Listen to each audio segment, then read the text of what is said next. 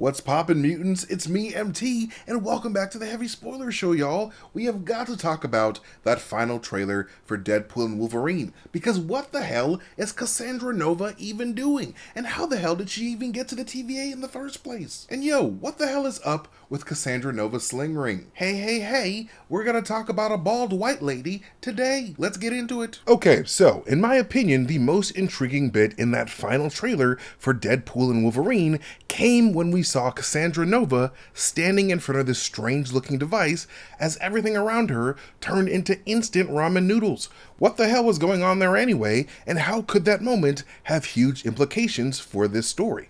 Well, if you watched Loki Season 2, then you're probably very well aware of what all this spaghetti stuff is. It's straight up the untethering of space and reality itself, triggered in that season as a result of the destruction of the Time Variance Authority's temporal loom. Just like the looms that weavers use in real life, the TVA's temporal loom was designed by He Who Remains to weave all the timelines that he loved the most into one big halo-shaped tapestry that he called the Sacred Timeline. And that's all cool and all, but like, how did all these timelines/realities turn into stringy threads of energy in the first place? Well, the TVA, their temporal loom, and the sacred timeline tapestry that the temporal loom created all sat at the very center of a supermassive black hole, just like it was illustrated at the very beginning of the season finale to Loki Season 1. Because the energies of all of these timelines were based inside of a black hole, those energies were all subjected to a phenomenon called spaghettification, which is basically what scientists have theorized would happen to anything that falls into a black hole, with the immense pressure of the gravity of that black hole turning anything that cannot withstand that gravity into spaghetti as they fall further and further into the black hole's depths. And at the very end of time itself, scientists have predicted that the universe will be nothing but black holes during a period called the black hole era of the cosmos, the last era before all the light in the cosmos completely dies out.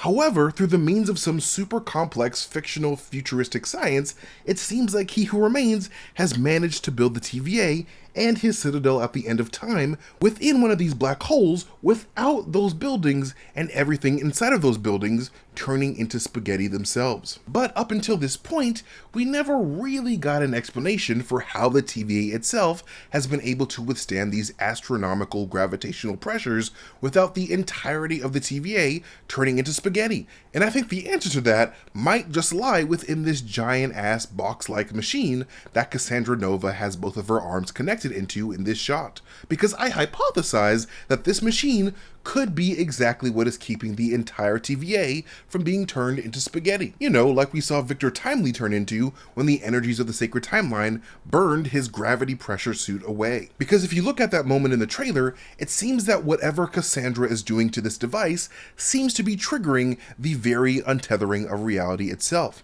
with this device likely being located somewhere deep within the TVA.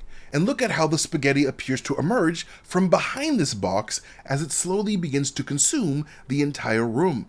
This machine appears to be the epicenter of a destruction of TVA reality triggered by Cassandra Nova, with Cassandra very possibly sucking the energies of this TVA power generator into her own being to allow her to become even more powerful than she has ever been. Because if you look closely at this TVA power generator or whatever, we can see that a collection of blue and red tubes of energy seem to be attached to it, very likely feeding this cube-like device tremendous amounts of power. I have a feeling that the energy within these tubes are both blue space singularity energy as well as red reality singularity energies. You know, the same type of energy found within both the blue Tesseract and America Chavez, as well as the red ether and the Scarlet Witch.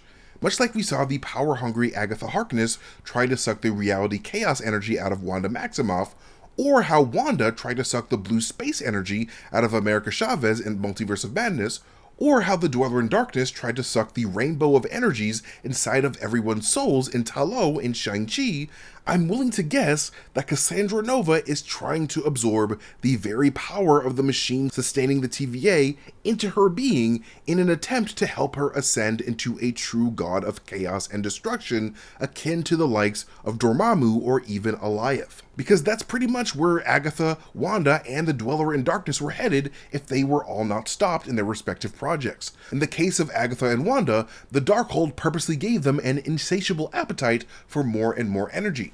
Energy that was meant to make them grow stronger and stronger until they became one big dark god of destruction responsible for the complete eradication of their reality. And that straight up happened to the poor Doctor Strange variant that 838 Strange possessed with his Darkhold dreamwalking experiments. And I believe that if Cassandra Nova manages to succeed in absorbing all the energy from this device, not only could she get revenge against the people that pruned her into the void, but she could also gain the godlike power to yoink the new sacred timeline tree from Loki himself and be able to craft an entirely new multiverse free of mutants altogether, as that was a major goal of the original Cassandra Nova from the Marvel Comics as the dark opposite of her birth twin, Charles Xavier. But hold up now, how the hell did Cassandra Nova even manage to get into the TVA in the first place? Because when we first meet her in the trailers, Homegirl is just chilling in the void with a bunch of mutants inside of a makeshift Cerebro that she made inside of the skull of Giant Man.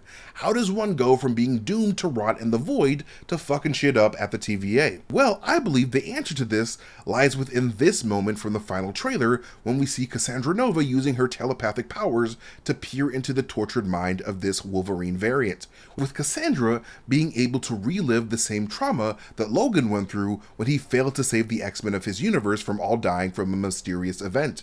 With Cassandra Nova's ability to read people's minds and go through their memories, Cassandra should be able to do the same for Deadpool. And if Deadpool were to somehow get a behind-the-scenes sneak peek into where this TVA generator was when he was briefly working on the behalf of TVA Agent Paradox, Cassandra could use that memory combined with a sling ring to be able to open a direct portal to the TVA itself. Because we learned in Doctor Strange 1 that sling rings facilitate travel throughout the multiverse so long as the wearer is able to visualize where they want that portal to open up. So, in a similar vein, I believe that Cassandra Nova will be able to use Deadpool's memory of the TVA with her sling ring to be able to break into the TVA and attempt to destroy it by sucking the power out of this machine.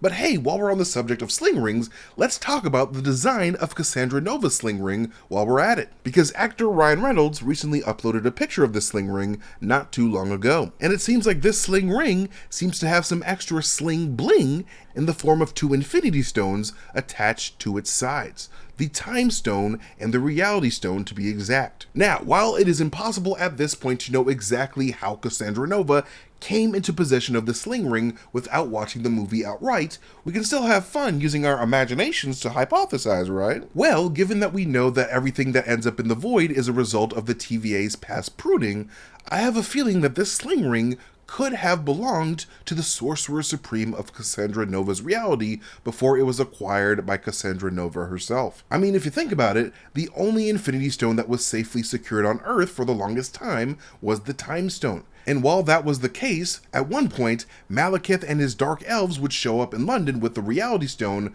during the cosmic event known as the Convergence in order to convert all baryonic matter into dark matter. Now, in Timeline 616, Malekith is of course stopped by both Thor and Jane Foster, with the ether itself soon being taken by the Asgardians to the Collector for safekeeping in Nowhere. However, just because Thor showed up to save the day in the 616 reality, this doesn't mean that this happened in every timeline.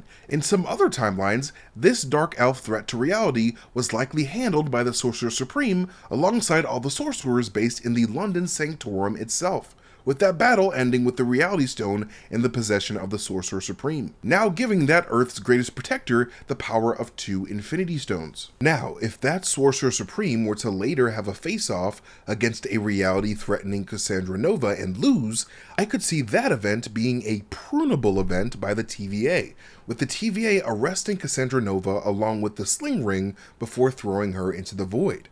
And even though, yes, Cassandra Nova would be able to leave the void whenever she wanted to thanks to the sling ring, she likely knew that she was stuck in the void due to the TVA constantly having the ability to find her and prune her back to the void whenever they wanted to.